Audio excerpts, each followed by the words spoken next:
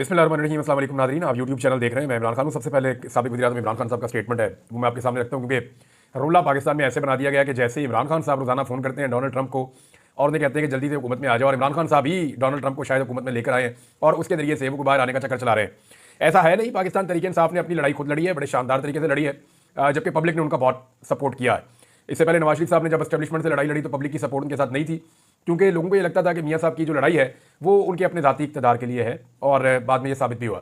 लेकिन इमरान खान के साथ लोगों ने लाजवाल किस्म की एक तारीख रकम की है मज़ामत की। अभी इमरान खान साहब का जो स्टेटमेंट है वो बड़ा क्लियर है। उनकी बहन ने वो स्टेटमेंट बाहर निकल कर दिया जेल में जब मुलाकात की। उन्होंने कहा कि एस्टेब्लिशमेंट या किसी मुल्क के कहने पर डील नहीं करूँगा।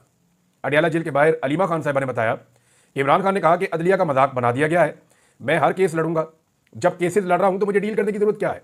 2.5 साल से मैं केसेस लड़ रहा हूं, मेरे केसेस जो है वो मंतकी अंजाम तक पहुंच गए हैं, तो अब मैं एस्टेब्लिशमेंट के कहने पर या किसी और मुल्क के कहने पर डील क्यों करूं, मैं डील नहीं करूंगा।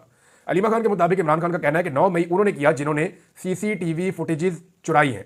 9 मई की साजिश पहले से तैयार की गई थी।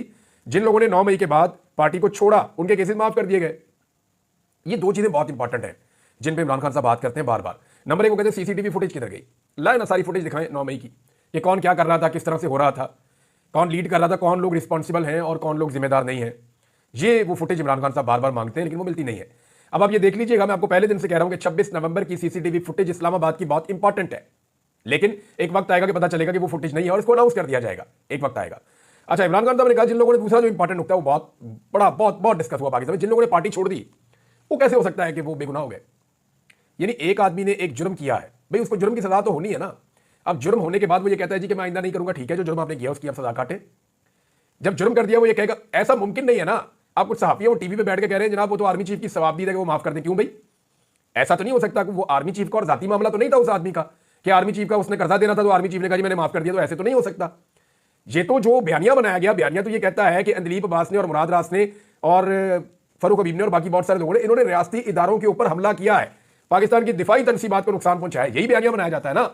तो भाई जब इन्होंने ये किया है तो आर्मी चीफ का और इनका जाती मामला तो नहीं है कि आर्मी चीफ माफ कर देंगे। भाई कानून के मुताबिक कार्रवाई तो होगी, केस तो चलेगा, फैसला तो आएगा, लेकिन उनमें से कुछ भी नहीं हुआ। ये लोग अभी इधर उधर की बातें करते हैं। मामला यह था कि एक पॉलिटिकल पार्टी को दबाना था, उस पॉलिटिकल पार्टी को सियासी तौर पर नुकसान पहुंचाना था, और उसके लिए 9 मई को बतौर वेपन इस्तेमाल कर दिया गया। 9 मई के जो असल मुल्जिमान हैं वो किधर हैं? उनको सजाएं होनी चाहिए, क्यों नहीं होनी चाहिए? जो गलत हुआ वो गलत हुआ, लेकिन जो गलत नहीं हुआ उसको तो आप गलत नहीं कह सकते। मिसाल के तौर पे 9 मई के ऊपर अगर एक जुडिशियल इंक्वायरी होती है तो पता चल जाए जिम्मेदारान कौन है, उनको सजा मिल जाए या अदालतों से सजा मिल जाए। अब जो बंदा कहेगा मैं पीटीआई के साथ हूं वो 9 मई की सजा काटेगा, और जो बंदा कहेगा मैं पीटीआई के साथ नहीं हूं वो 9 मई की सजा नहीं काटेगा। तो इसका मतलब ये तो सियासी मामला है सारा। अगर ये सियासी ना होता, कानून का और इंसाफ का मामला होता, तो फिर तो सबको सजा मिलती। तो पीटीआई के साथ वाबस्तगी होना या ना होना 9 मई में सजा देने या ना देने का तयन करता है, ये नाइंसाफी है जिसके ऊपर इमरान खान साहब बार बार जिक्र करते हैं। फिर इमरान खान साहब ने कहा कि 26 नवंबर को लातादाद लोग मिसिंग हैं, लाल मस्जिद की तरह लाशें दफनाई गई हैं। आप मुल्क की सरहदों की फिक्र करें। 2 मुतालबात हैं, 9 मई और 26 नवंबर पर जुडिशियल कमीशन बनाया जाए और बेगुनाह कैदियों को रिहा किया जाए। ये 2 मुतालबात हैं। इमरान खान की हमशीरा ने मजीद कहा कि इमरान खान ने कहा कि वो बनी गाला हाउस में अरेस्ट पर नहीं जाएंगे। तोशाखाना 2 केस भी तोशाखाना के पहले केस जैसा ही है। अलकादर यूनिवर्सिटी केस में 6 तारीख को इमरान खान को सजा सुनानी है। यानी उन्हें पहले से पता है कि अदालत ने 6 तारीख को सजा ही सुनानी है। फैसला जो महफूज किया हुआ उसमें इमरान खान साहब बाइज्जत बरी होने नहीं जा रहे। 6 तारीख को अलकादर यूनिवर्सिटी वाले केस में इमरान खान साहब को सजा सुनाई जाएगी, इतना कंफर्म है उनकी फैमिली भी। अलकादर केस और तोशाखाना 2 आला अदालतों में खत्म हो जाएंगे। और इमरान खान साहब ने कहा जी मैंने तो अपने सारे केसेस लड़ लिए, मेरे मैक्सिमम केसेस खत्म हो गए, 95% केसेस जीतने के बाद मैं डील क्यों करूं? इस मुल्क में डील को एक गाली समझा जाता है, और जिसने डील किया उसने बाद में भुगता भी है। तो इमरान खान ने साफ कह दिया मैं डील नहीं करना, चाहे मुझे कोई भी कहेगा, मैं किसी किस्म की डील के लिए तैयार नहीं हूं। अच्छा, इस पर एक स्टेटमेंट आया और ये शेख वकास अकरम साहब ने दिया, और क्योंकि अभी बड़ा बयानिया बनाया जा रहा है और जमात इस्लामी को इस्तेमाल किया गया है। हाफिज नईमुर रहमान साहब इंतहाई मादरत के साथ वो एस्टेब्लिशमेंट के हाथों में इस्तेमाल हो गए, और उन्होंने जेल में कैद एक कैदी से जिसने पाकिस्तान की तारीख में सबसे खुलकर बतौर वजीर आजम फ़लस्तीनियों का साथ दिया, जिसने इस्लामोफोबिया के खिलाफ आवाज़ उठाई, जिसने पूरी दुनिया में नामूसे रसालत के लिए आवाज़ उठाई, जिसने पाकिस्तान में वो तमाम इकदाम उठाए जिसपे जो एंटी इस्लाम कुव्वतें हैं उन्हें तकलीफ पहुंची, उस आदमी को चैलेंज कर रहे हैं हाफिज नईमुर रहमान साहब जमात इस्लामी के कि तू जेल में बैठ के मुझे ये साबित कर कि तेरा ईमान ठीक है। और जो लोग बाहर बैठे हुए हैं जिनको जाली हुकूमत के अंदर लाके बैठाया गया है, उनसे हाफिज नईमुर रहमान साहब सवाल करने की जरूरत नहीं कर रहे। ये बड़ी बारीक वारदात है। इस वक्त पाकिस्तान की हुकूमत और पाकिस्तान के इदारे एक मिशन पर है कि किसी तरह से भी इमरान खान साहब से कुछ ऐसे मामला करवाए जाएं और किए जाएं जिनके जरिए से एक नया बयानिया डेवलप किया जाए पाकिस्तान के अंदर और पाकिस्तान के बाहर और।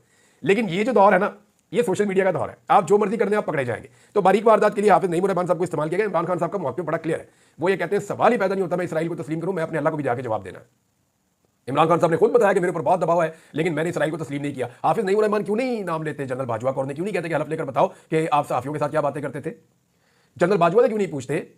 अभी जो मौजूदा आर्मी चीफ है या एस्टेब्लिशमेंट है या मौजूदा जो हुकूमत है, इनसे क्यों नहीं पूछते कि क्यों मारते हैं लोगों को जब वो लोग निकलते हैं इसराइल के खिलाफ एहतजाज करने के लिए या फलस्तीनियों के हक में एहतजाज करने के लिए? आपकी अपनी जमात के सेनेटर मुश्ताक अहमद के साथ क्या कुछ नहीं किया, उसके ऊपर तो आप नहीं बोले। बहरहाल वो एक बारीक वारदात थी, लेकिन पकड़ी गई, और जब बारीक वारदात पकड़ी जाती है तो जिसकी पकड़ी जाती है वो बहुत बुरी तरह फंस जाता है। यहाँ पे शेख वकास अकरम साहब का स्टेटमेंट है, और उन्होंने ये कहा कि साबिक वज़ीर-ए-आज़म इमरान खान ने अपने सियासी हरीफों की तरह डील के लिए कभी भी गैर मुल्की मुदाखलत पर इन्हिसार नहीं किया। आसिफ अली जरदारी और नवाज शरीफ का हवाला देते हुए उन्होंने कहा कि माजी में कैद से बचने और मुल्क छोड़ने के लिए इन्होंने मुआहदे किए हैं।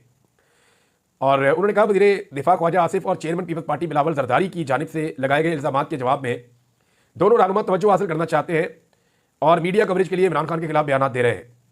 अच्छा, एक चीज़ और है, इमरान खान साहब को जब नवाज शरीफ के बारे में पूछा गया ना, अभी वो तफसीली जो आएंगी खबरें मैं आपको अगले वीडियो में शेयर करूंगा कि जी वो ख्वाहिशात आ रही हैं जी कि आप नवाज शरीफ और जरदारी इकट्ठे बैठ जाए। तो इमरान खान ने कहा नवाज शरीफ तो 12वां खिलाड़ी है, उसकी तो सियासत फारग हो गई है, वो अब आम फैसले कैसे कर सकता है? अब आप अंदाजा करें कि इमरान खान साहब का जेल में कॉन्फिडेंस कितना है। यहाँ लोगों ने नवाज शरीफ को महात्मा बनाया हुआ है। हालत नवाज शरीफ की ये है कि वो यास्मीन राशिद साहिबा से इलेक्शन हार गए, हालांकि उनको प्रोटोकॉल देकर पाकिस्तान में लाया गया। पाकिस्तान की सारी एस्टेब्लिशमेंट उनके साथ थी, सारे इदारों ने मिलकर उनको इलेक्शन जितवाने की कोशिश की, लेकिन नवाज शरीफ अपने दोनों इलेक्शन दोनों हल्के हार गए। और फिर उनको जाली पर्ची पकड़ा दी गई फॉर्म 47 की, जनाब जिन्हें आप एक कैंसर की पेशेंट जेल में कैद खातून से अपने आप को जबरदस्ती जितवा दिया है, ये तमगा लगा के सारी जिंदगी आप फिरते रहना। तो 12वां खिलाड़ी भी इमरान खान साहब ने जो है वो बड़ा रियायत कर दी मियां नवाज शरीफ साहब के साथ। वो तो टीम में ही सेलेक्ट नहीं हुए बेचारे, सिलेक्शन के अंदर ही फारिग कर दिया लोगों ने कि जनाब ये तो प्लेयर नहीं है, कबड्डी का प्लेयर है, इसको किधर क्रिकेट के अंदर आप लेकर आ रहे हैं। लिहाजा मियां नवाज शरीफ साहब जो है वो तो काफी हद तक फारिग है। और इमरान खान साहब की जेल के अंदर से बैठ के स्टेटमेंट से आपको अंदाजा हो जाना चाहिए कि इमरान खान साहब मियां नवाज शरीफ साहब को अभी क्या समझते हैं। बहरहाल शेख वकास अकरम ने कहा कि ये इमरान खान साहब को कभी कहते हैं ये इसराइल का सासन है, यानी कभी ये कहते हैं कि ये यहूदी एजेंट है, कभी ये कहते हैं ये तालिबान का एजेंट है, यानी सारा जितना का जितना आलमी हालात है ना उनको सारों को गड़बड़ कर दिया, जीवो गरीबी सूरत पैदा कर दी है। यानी सेम टाइम में इमरान खान जो है वो बड़ा कट्टर मजहबी आदमी होता है और तालिबान का एजेंट होता है, सेम टाइम के अंदर जो इमरान खान जो है वो मजहबी शिद्दत पसंद होता है, और सेम टाइम पे वो यहूदियों का एजेंट भी बन जाता है, और सेम टाइम में इमरान खान अमेरिका से ताल्लुकात भी खराब कर रहा होता है, और सेम टाइम में अमेरिका इमरान खान की मदद भी कर रहा होता है। यानी मेरी समझ से बाहर है कि इनकी अकल घास चढ़ने गई है। ये एक ब्रीफिंग में या एक मीटिंग में जाते हैं, एक गैदरिंग में जाते हैं, कोई और बात करते हैं, दूसरी में जाते हैं कोई और बात करते हैं। असल में इमरान खान ने इनको ज़हनी मरीज बना दिया, ये ऑलमोस्ट पागल हो गए। इन्हें समझ नहीं आ रही कि एक आदमी इतनी मुजामत कैसे कर सकता है, इतना सख्त कैसे हो सकता है। हमारे सियासतदान तो बड़े नरम नरम लोग होते हैं, चार चपेड़ों में मान जाते हैं, थोड़ी सी कैद के अंदर इनकी पी बोल जाती है, लेकिन ये कहां से आ गया? आउट ऑफ द सिलेबस आ गया। पहले आपको बताया था कि Imran Khan out of the syllabus आ गया, और जो आउट ऑफ द सिलेबस इनके सामने शख्सियत आकर खड़ी हो गई है उसका कोई जवाब अब इनके पास मौजूद नहीं है। नाज़रीन, इस वक्त जो सहाफ़ी हुकूमत के नहीं बल्कि एस्टेब्लिशमेंट के बहुत करीब है और एस्टेब्लिशमेंट से लाइन लेते हैं, अगर आप गौर करें तो गुज़िश्ता चंद दिनों से वो ये कह रहे हैं कि इमरान खान साहब के साथ मुज़ाकरात कामयाब हो सकते हैं इस सूरत में कि वो थोड़ा सा पीछे हट जाए। बल्कि इमरान खान साहब को ये कह रहे हैं अगर वो आवाम से मोहब्बत करते हैं तो थोड़ा पीछे हट जाए, अगर वो पाकिस्तान से मोहब्बत करते हैं तो थोड़ा पीछे हट जाए। इमरान खान साहब मुल्क की खातिर थोड़ा पीछे, उनको ये समझ आ गई है कि अपनी आज़ादी के लिए तो ये आदमी पीछे हटने वाला नहीं है। तो अब इसके ऊपर दबाव डालोगे अवाम की खातिर हट जाए, तो अवाम की खातिर तो वो डट कर खड़ा है। अब मामला ये है कि सब ये चाहते हैं कि इमरान खान साहब कुछ एक स्पेसिफिक टाइम पीरियड के लिए, कभी वो टाइम पीरियड 6 महीने तक भी आ जाता है, कभी 2 साल तक चला जाता है, कभी 1 साल तक चला जाता है, वो वेरी करता रहता है, लेकिन सब ये चाहते हैं कि इमरान खान साहब जब बाहर निकले तो कुछ अरसे के लिए वो हुकूमत गिराने की किसी भी तहरीक का हिस्सा ना बने, ना किसी तहरीक को शुरू करें, और इमरान खान साहब हुकूमत को फ्री हैंड दें और काम करने दें। हालांकि ये हुकूमत जब तक रहेगी पाकिस्तान की इकॉनमी को बर्बाद करेगी, क्योंकि मेरे पास एक और डाटा है साल 2024 का, और 2024 के साल में आपको पता है पीडीएम सरकार रही है, यही वाली हुकूमत। तो इन्होंने जो कर्जा लिया ना इस साल, वो 3,919 अरब का कर्जा लिया है, 3,919 अरब का कर्जा इन्होंने लिया है। इसको अगर आप 365 पे तकसीम करें ना तो ये पाकिस्तान की वफाकी हुकूमत की बात मैं कर रहा हूं। हालांकि तालीम, health, transportation, law and order, बेशुमार चीजें जो है सूबे अपने खुद चलाते हैं, वो खर्चा अलग है। वफाक ये खर्चे नहीं उठाता, वफाक की दाखिला पॉलिसी, खारजा पॉलिसी, दिफा पॉलिसी, कुछ और चीजें, इसके अलावा वफाक कुछ नहीं। और लोग जो टैक्स देते हैं वो पैसा अलग है। अब आप ये देखें कि वफाकी हुकूमत का जो बटुआ है उसके अंदर पाकिस्तानी बेशुमार पैसा डाल रहे हैं रोजाना। इन्होंने हमसे इजाफी टैक्सेस लिए आईएमएफ के कहने के ऊपर, पेट्रोल महंगा कर दिया, घी महंगा कर दिया, आटा महंगा कर दिया, दालें महंगी कर दी, सेल टैक्स महंगा कर दिया, टैक्सेस इन्होंने बढ़ा दिए, शरह सूद इन्होंने बढ़ा दी। इन्होंने हर चीज को बढ़ाते बढ़ाते बिजली और गैस की कीमतों में होशरबा इजाफा करके इन्होंने पाकिस्तानी अवाम का खून निचोड़ दिया।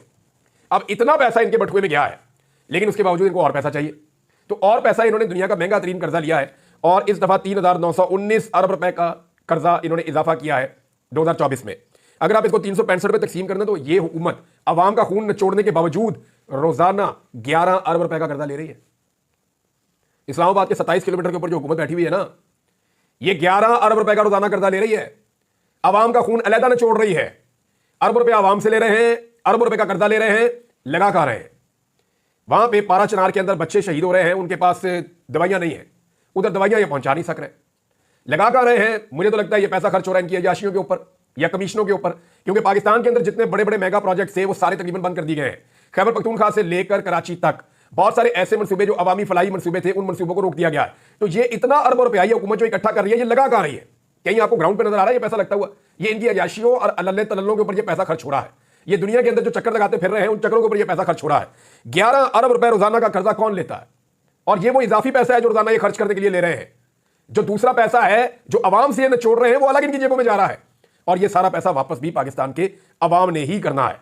नाज़रीन, 2024 का जिक्र हुआ तो फिर मैं 3 तारीखें आपको बताता हूं। 3 ऐसे फिगर हैं 2024 में जिन्हें कई दहाइयों तक भुलाया नहीं जा सकेगा। ये नहीं आपके बहुत साल गुजर जाएंगे, लेकिन ये 3 फिगर आप भूल नहीं सकेंगे जो 2024 में सामने आए। एक 8 फरवरी 2024, इलेक्शन का दिन, इनकलाब का दिन था, उसको आप कभी नहीं भूल पाएंगे। एक फिगर है 47, ये फॉर्म 47 का फिगर भी आप कभी नहीं भूल पाएंगे। ये बड़े लंबे अरसे तक पाकिस्तान के साथ चलेगा, क्योंकि पाकिस्तान की तारीख की बदतरीन धांधली हुई है।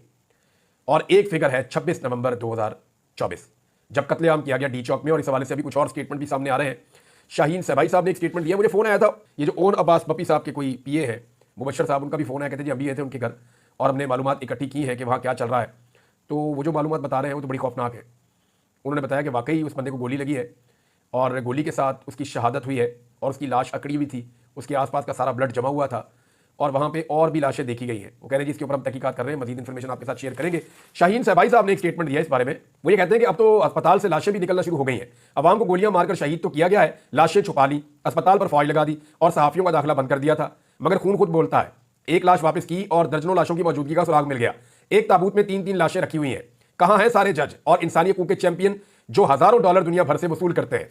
अब ये सवाल जनाब उन्होंने उठाया है। कुछ चीज़ें जो है वो मुझे मजीद इस बारे में पता चली है, लेकिन मेरे ख्याल में हमें इंतजार करना चाहिए। पाकिस्तान तहरीक इंसाफ को इसके ऊपर एक अपना मौक़िफ़ लेना होगा ऑफिशियली, लेकिन अभी तक तहरीक इंसाफ ने इसके ऊपर कोई अपना ऑफिशियल मौक़िफ़ पेश नहीं किया। नाज़रीन, एक और खबर है, वो ये है कि पाकिस्तान के वज़ीर दिफ़ा ख्वाजा आसिफ ने और अपोजिशन लीडर उमर अयूब ने, हैरत अंगेज़ चीज़ है, दोनों ने पाकिस्तान की इंटेलिजेंस एजेंसियों पर कड़ी तनकीद की है। हैरत अंगेज़ तौर पर इन दोनों के बयानात में बॉर्डर पर सिक्योरिटी और इंटेलिजेंस की सूरत हाल पर अदम एतमाद का इजहार दिखाई देता है। दोनों के जरा बयानात आप देख लीजिए कि उमर अयूब साहब ने क्या कहा, और फिर आप देखिए कि ख्वाजा आसिफ साहब ने क्या कहा।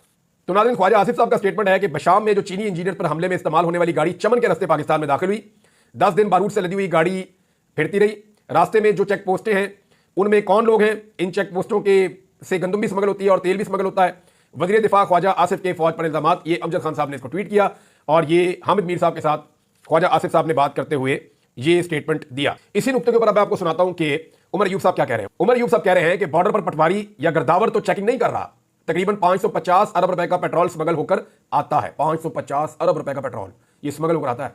वो रेडियो खच्चरों गधों पर तो नहीं आता। इंटेलिजेंस के एहलकार जब मीडिया के पीछे मसरूफ होंगे तो इस गैर कानूनी काम को वो कैसे देखेंगे? यानी यहां पर भी तनकीद आई है। मैं इससे बड़ी एक चीज आपको और बताता हूं। नाज़रीन, आज से तकरीबन ये बात है 2-2.5 माह पहले की। मुझे कुछ लोगों ने कुछ फैक्ट्स बताए और मैंने कहा जी मैं ट्रैवल करके देखना चाहता हूं। और मैंने फिर खैबर पख्तूनख्वा से लेकर बलूचिस्तान के कुछ कबायली इलाके वहां पे एक दफा ट्रैवल भी किया था। पहले भी मैंने एक दफा किया था, तो दोबारा मैंने एक बार ट्रैवल किया और मेरे पास वो सबूत मौजूद है। मैंने उनकी कुछ तस्वीरें और वीडियोस बनाकर रखी हुई हैं, और वो मैं इंशाल्लाह आपके सामने रखूंगा जब वक्त आएगा, क्योंकि उसके ऊपर मैं पूरी एक डॉक्यूमेंट्री बना सकता हूँ। तो कि किस तरह जो बॉर्डर की लाइन है उसके बिल्कुल नज़दीक पोस्ट की काश्त की जा रही है। क्योंकि जब तालिबान की हुकूमत आई ना अफगानिस्तान में, तो वहाँ पर तालिबान ने पोस्ट की काश्त जो है वो बिल्कुल ज़ीरो कर दी। वहाँ पर उन्होंने वो मंशियात की काश्त ज़ीरो कर दी। तो फिर पाकिस्तान के जो बिल्कुल बेल्ट है बॉर्डर के साथ साथ, जहाँ पे सिक्योरिटी एजेंसियों का और सिक्योरिटी इदारों का पूरा कंट्रोल है, वहाँ पे पता नहीं कोई लोकल सेटलमेंट है ये क्या है, वहाँ जगह जगह पे ये खेत लगे हुए हैं और इनके अंदर काश्त हो रही है रोजाना अफगानिस्तान से। क्योंकि एक्सपर्ट लोग अफगानिस्तान में रहते हैं जो इसको कट लगाते हैं पोस्ट को, और इसके अंदर से इसका वो इतना सा वो होता है डोडा, उसको वो कट लगाते हैं, उसके अंदर से फिर वो रात भर निकलता है मवाद, सुबह उसको इकट्ठा करते हैं, और जिस तरह वो सारी मंशियात बनती है वो एक अलग पूरा प्रोसीजर है। तो वो जो अफगानिस्तान में एक्सपर्ट्स हैं जो ये काम करते हैं, लेबर वहाँ पे है, तो वो लेबर रोजाना हजारों की तादाद में पाकिस्तान दाखिल होती है पूरे बलूचिस्तान और अफगानिस्तान के बॉर्डर से, और इवन आपके खैबर पख्तूनख्वा में भी वो वहां से यहाँ दाखिल होते हैं। यहां पर आकर सारा दिन काम करते हैं, 2 दिन रहते हैं, 3 दिन रहते हैं, फिर वो वापस जाते हैं, फिर वो वापस आते हैं। रोजाना की बुनियाद पर हजारों आदमियों की आमदरफ्त होती है मंशियात की काश्त के लिए और मंशियात की फसल को काटने के लिए, उसमें से मंशियात निकालने के लिए, और फिर उसकी ट्रांसपोर्टेशन भी होती है। अच्छा, जब मैंने ये सवाल किया एक दो लोगों से कि ट्रांसपोर्टेशन कैसे होती है, उन्होंने कहा जी जो हमें लगाने की इजाजत दे रहे हैं वही ट्रांसपोर्टेशन भी करवा रहे हैं। उन्होंने कहा यहाँ पे रोजाना ये सिक्योरिटी फोर्सेज हमारे चारों तरफ है, हमें तो कोई मना नहीं करता ये काम करने से। तो ये सवाल जहाँ पे और बहुत सारे उठे, वहाँ पे ये भी एक सवाल है मेरे ख्याल में, इसके ऊपर तवज्जो देनी चाहिए। और अगर ये लोकल सतह के ऊपर कुछ लोग कर रहे हैं या जो लोकल वहाँ की सिक्योरिटी फोर्सेज हैं वो इस काले धंधे के अंदर इन्वॉल्व है,